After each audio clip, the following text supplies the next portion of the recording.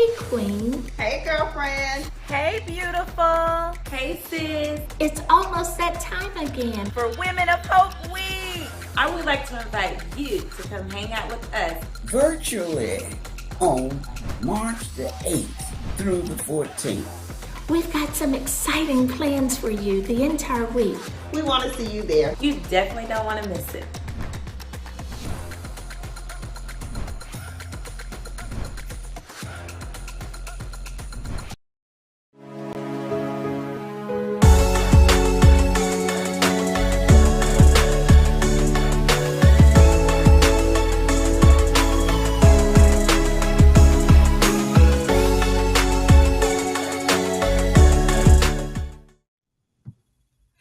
Hello, everyone, and welcome to the Pink Table Talk. How are you all doing today? My name is Loria Reed, and I'm your host, and we are so excited to have you with us women. This is our show for us, by us, ladies. And today we have an outstanding subject that we're talking about. So go ahead on, begin sharing and liking this, letting your friends know that we're on today. We are talking about Lost in Translation. And I've got three of our women friends from House of Hope Atlanta that I can't wait to introduce to you guys. But really quickly, go ahead on, share this, like this, text your girls, let them know that we're on, or send this link to somebody if it's after the show has already been completed. So let me introduce who we have coming up today. You guys can bring them on up, my girls. I've got Miss Stephanie. I've got Natalie and Chandler with me today. Hey, y'all.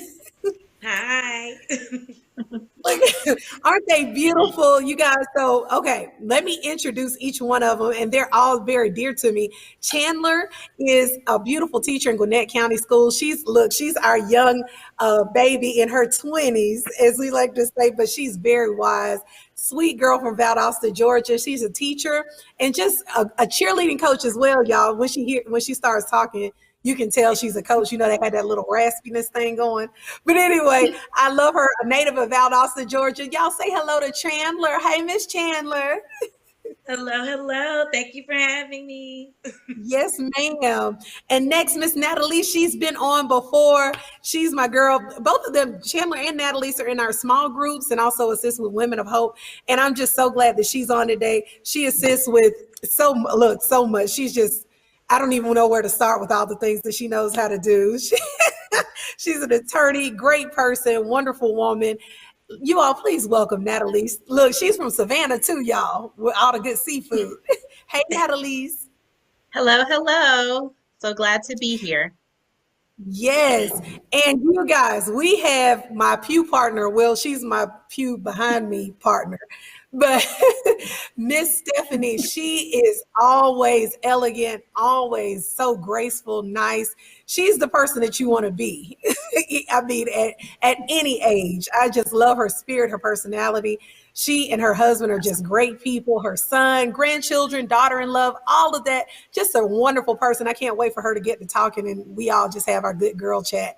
Would you all welcome Miss Stephanie Akins? Look at how pretty she is, y'all. Hey, Miss Stephanie. Thank you. Hello. It's great to be here. Yes, and I'm glad to have you guys.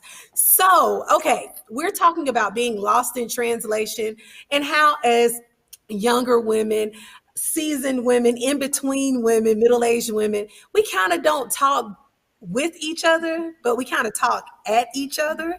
And I kind of wanted to have a girl chat about this because sometimes some older women, I'm not going to say all, some look down on the younger women. And then some of the younger women look down on the older women and say, hey, y'all can't tell me nothing. Y'all weren't born during this time. So how do you all feel about that? And I'll start with you, Miss Stephanie. Do you think that we've done a good job with, and you can talk about yourself, with mentoring, with talking to our younger women, with talking to each other and not talking at each other as ladies? I absolutely do believe we've done a good job of communicating with each other. I also feel that our role as women in any generation is to make correction with love. And therefore, we don't want to offer constructive criticism, but offer feedback. It's kind of a pet peeve of mine if someone says, "Can I offer you some constructive criticism?" That's almost a turnoff. So I Right. much rather hear, "Let me offer you some feedback." Yeah, I like that. I'm going to start saying that feedback. It sounds softer. It doesn't sound so harsh. Like let me give you constructive criticism. I like that. I like that. What about you guys, Natalie and Chandler? How do you feel? Do you think that we've done a good job with bridging the gaps of the different generations? Natalie, you want to Oh, start? Natalie, look, I Natalie, can. you can I think there's always room for growth. I know personally, I'm open to getting this feedback, criticism, constructive or not. Sometimes I feel like it's necessary to have someone who cares enough to get you together. And I feel that that has been lacking, not necessarily, I'm not speaking House of Hope generally. I'm just talking about in just older women, adult women, in offering feedback. I just think there's more of a space to do it. I think there's more of us who want to hear from you than you may actually realize. It's good to hear from other people. You never know someone's life situation or whether they have someone at home or in their family who they really look up to get that sort of feedback. So to have it coming from a good place, from women of faith, is always nice. I like that. I like that a lot. Chandler, what do you think about that? I would definitely have to agree with Natalie's. There is a way to approach. I do know just working with, older women and then women like me in my 20s, my mid 20s, there is a little gap. And like Stephanie was saying, just come with love because now, especially with times have changed, it's just a little different. So just feedback, basically just feedback. We want the feedback, but not like criticizing like everything we do. Just give us some loving feedback, and I believe that's a little more receptive to take. So Right, right. And one thing that I admire about, okay, let's go through the generations like we do at church. We've got the builders, the boomers, the busters, the bridgers, and the blossoms. So I am a buster. Miss Stephanie, you are a boomer, correct? Actually, I'm a builder. What? Wait a minute and stop the show. Stop it. No, ma'am, you are not. Are you sure? You Are are you not a sure? Let's builder. get those categories again. Tell, Do tell me you those categories. look, do you wear brown or do you wear black? I wear brown. Okay, well, you're a boomer. All right, I'll be a boomer. Look at me. I'm like, wait a minute. You cannot be you just, hold on. So you're a boomer. You're a Thank you for boomer. the correction. Yes, yes, Yes, yes. I was yes. about to say, there is no way this woman is a builder.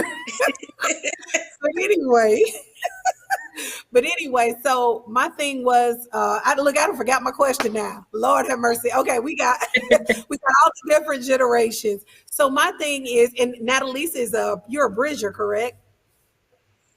I don't, I wear red. She's a bridger. And Chandler, I believe you're. Look, y'all messing up my whole question. Okay, but that's all right. So, so I am a buster, so I wear the gray. But I feel like sometimes, how should I say it, with our different generations, we don't admire each other for the things that we bring to the world. And we kind of look at each one as being competitive with the next. So I want to talk to you guys about one thing that you admire, Miss Stephanie, about the younger generation. Natalie and Chandler, I want you to talk about something that you admire about women who are older than you. So what is it? What is one thing that you guys admire about each other? Okay, Chandler, I'll start. Go ahead. Go ahead, Miss Stephanie. All right. In thinking about the younger generation of women, I truly admire their carefreeness, and they're non-conforming. very carefree. They're very much at ease with being themselves. And I absolutely love that. I absolutely love it. That's awesome. I never thought about that. Okay. All right. Chandler, I what think about that was you? Oh, very go nice ahead, said. Natalie. She said, I think that was nice. Chandler, what do That you was think? nice. What Mhm. I admire about older women who I look up to is just how they carry themselves. We don't see that now, like poised, distinguished, just sticking to what they know and who they are. So I look up to that part of them because now I feel like people are just searching for themselves more and more, but they know who they are. And that's what I look up to the most.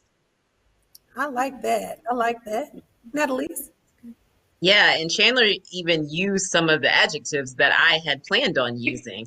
But that's okay because I'll add on to what you said by saying this. What I admire most is the poise through adversity. So I've seen women who have been through everything. Like, I mean, when I hear them tell their stories or talk about things they've experienced, I'm like, and you still look like that? Like, how do you look amazing, hold your head up high, shoulders back, and you've had those kinds of life experiences? So it's something to be said about being able to be poised and graceful, having lived and experienced so many things that, would beat anybody, any lesser person down. Yes. Right, right. I believe you are telling the truth because even the women at our church, I love how our mothers sit in the corner. You can see them and they're just they come into church and they're glammed up. They look good. And when we do church anniversary, we can see how old they are. And I'm shocked every time. Like, I can't believe you're 97 years old and you walking in here looking like this, or 100 years old, 85 years old, looking so good. But I feel like they've been through so much. And sometimes we miss out on that wisdom, which is what we're talking about during Women of Hope Week, Women of Wisdom, that they have because we're so busy with being who we are. And so, in talking about that busyness, I want to talk about careers really quickly. And Miss Stephanie, I know when you started work compared to now, I'm sure things were different. I know you were retired of 26 years. So, do you believe that women can have it all? Can you have the house, the car, the husband, the career? Because sometimes we hear from women, I'm gonna put my relationships on hold and I'm gonna beast it out and get the bag and make the money. Do you believe that you can do it all? Or, what is your take on that? Well, yes, absolutely. I believe that women can have it all and have it all at the same time. Um, I suggest you stress for harmony and not balance. So Mm, often I hear women say, things are out of balance. I need to get things in perspective. And yes, we do. Yes, we do. But I think we should strive for harmony and not balance. I think when you're at work, you give work 100%. When you're with family or hubby, you give hubby 100%. I look at it this way. I think we should put on blinders so that we can just be present in the moment. Oftentimes, I hear women say also, I'm going to hold off on that until I can give it 100% of my time. We don't give 100% of our time to anything. Again, it's just being present in the moment and being focused on wherever you are with family. Give family 100% of the time when you're with them. I love that. And I think that it leads to a lot of our anxiety issues in this generation because we're never present where we are. We're like somewhere else mentally all the time. We're at the next thing. Our minds are always going. That's why we stay on our phones. That's why our attention span is like this big. So I love that. I love that. What about you guys, Natalie? Well, I am kind of on the fence with this question, and that's only because I have plenty of friends who have, amazing careers and families. But there is a distinct difference in their life and my life. So I am single and I have no children. I sleep 8 or 9 hours a day easily. I don't miss sleep. My friends look at me like I have three heads when I say that, because sometimes when you have the work and the husband and the toddlers, you are losing out on something. I'm not saying you can't have it all, but you're gonna miss some sleep. Right now, if I wanted to, I could pick up and go to any country that's accepting Americans right now. I don't know. I could just get on an airplane and go, right? I just need to shoot a text to my emergency contact and I'm good to go. I can just move differently than someone who has other things happening. So I feel like life, when you're having all of those things, is really about compromise. There's certain things that you can do at certain times, and there's certain things that you can't do at other times. And you just have to appreciate the season that you're in, because as I look at all my mommy friends, um, I appreciate this season of singleness, because the toddler season where most of my friends are is a rough season. And Yeah. I think a lot of times we spend a lot of time admiring or hoping or heaven forbid coveting everything else, but we got to look at this season and look at way what is here and what is there, because there's things to appreciate it both. That's true. Yes. What about you, Chandler? The crazy thing is, I resonate with both sides. So, what I have been doing during this pandemic, especially when quarantine first hit, uh, definitely balancing. But then I've realized, like you were saying, Miss Stephanie, finding harmony in what you're doing. Just because you want to do something doesn't mean you have to put your all into it right now. Just wait. And definitely what you were saying, Natalie, is enjoying the season that I am in right now. I'm also single and no children, and I have friends who are married, they have pregnant or have kids already, toddler phase, everything, and they look at me and they're like, "I'm just so jealous that you get to do everything." And at first, I'm like, "Well, I'm jealous because you're in a relationship, you're married, everything else like that. You have someone to talk to during quarantine. I don't, besides my parents and my friends." But now looking back, I'm reflect and I am grateful that I do have this time. I've learned so much about myself and just different things that I want to do that I can get done. So I'm finding the harmony. I think I found it actually. So just enjoying where I am and just going for the everything is going to happen when it's supposed to happen. So that's Oh, wow. Wow. I love that. I love that. And I read something that T.D. Jakes said, and he said with his career, he said, you can have it all, just not at the same time. And I think that's kind of what Miss Stephanie said about when you're with your husband, you're with your husband. When you do work, you do work. So it's kind of like a balance and a trade-off in a sense. So, you can't have husband and at the same time and everything just flow cohesively, but it's good to do one thing at a time and make sure that you put all your energy in. That was one of the things that I'll never forget. He said that he was like, you can have it all, just not all at the same time, because something's going to go lacking at some point. But going on to who has been a woman in your life that really assisted you in becoming who you are today? That's what I really wanted to ask for each of you. Who's been a woman, and I'll start with you, Chandler, a woman who's really mentored or assisted you in becoming who you are? it's so cliche, but I would definitely have to say my mother. I do have an older mom, and that's weird growing up at first because you're like, oh, my friends get to do everything, and I have to be at home by a certain time. But looking back now, I am so grateful because I'm like, thank you for that, because now I can look back and I just enjoy where I am. But she was very influential. She told me I could do anything that I put my mind to. She's constantly motivating me to accomplish my goals. She's my biggest cheerleader, and I'm just thankful for her wisdom and guidance. Yeah. Yeah. And the best piece of advice that she's given you, I forgot to ask that. Anything that she's given you that you I know you said that you can do anything. Is that the best thing? Well, and just be myself, which that's hard to do when you first hear that, and you're like, oh, and then you see different for people doing things, and you want to portray that too. But just be yourself. You are your own unique being, and Right. there's no one else like you. So I've learned to embrace that and just be myself. And being myself has taken me a long way. So Yeah, I think that's most the biggest definitely. so. Very good. Yes. Yeah. Natalie, what about you? The most influential woman, and a piece of advice that she gave you.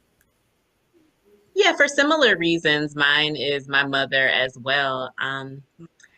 She told me probably in second or third grade, probably before then, but that's when I can first recall it, to always give everything my 100% and do my very, very best work. Now, she was a teacher, a Sunday school teacher, a classroom teacher. And so I just always used to brush that off as the teacher in her. And so I'd be up late at night doing projects, and my lines wouldn't be straight, or I'd use messy handwriting, and she would be like, we don't do that. We turn in our best work. And Wow. that little life lesson, went with me, to what I consider it really mattering, college, law school, jobs, where now when other people are willing to turn in junk, I'm like, I'm not signing my name on, good work, my best work. And I only found out much later in life that the Bible says, do everything as unto the Lord, that we should do everything Right. as unto the Lord. And why wouldn't we do our best work in all things? I Right. even have heard, I think her name's Joyce Meyer, say, that's why I push the grocery cart back at the grocery store and don't leave it like just, rolling around the parking lot, because that's not being excellent. Do everything as unto the Lord, even little things like pushing the grocery cart back. So she said that, and that stuck with me. So in my life, I just always aim to do my very best and be excellent in all ways that I can. Yeah. Yeah. Miss Stephanie, what about you? Well, Loria, I'm going to jump on the same wagon as these two young ladies. My mom, of course, I'm going to respond that way as well. The best advice I received from my mother was really unspoken. I believe it was Les Brown that said, what you do speaks so loudly, I can't hear what you say. And I saw how my mother loved and cared for and made sacrifices for our family. And what I learned from her was just to always value family, no Yes. matter what. Wrap your arms around family, be there for family, and support each other. And our family unit, our community is small, but it's strong. That's right. That's right. I love that. Well, ladies, we are done. I enjoyed y'all. Look, we don't have any translation problems amongst us at all. But I think what we need to do is more of what we did. It's just talking to each other and developing relationships and not counting people out because of their age. And that goes for younger women, older women, in between women, because every woman has a story, and you all have a story as well. So thank you guys for coming on the Pink Table Talk. I'm so glad y'all came. Thanks for having us. Of course. So we are going to wrap it up. Thank you guys for tuning in. We're going to have them back to talk some more about being lost in translation or other things. So make sure that you tune in to the Pink Table Talk next time. I'm your host, Loria Reed. We love you, and we'll see you next time. Bye.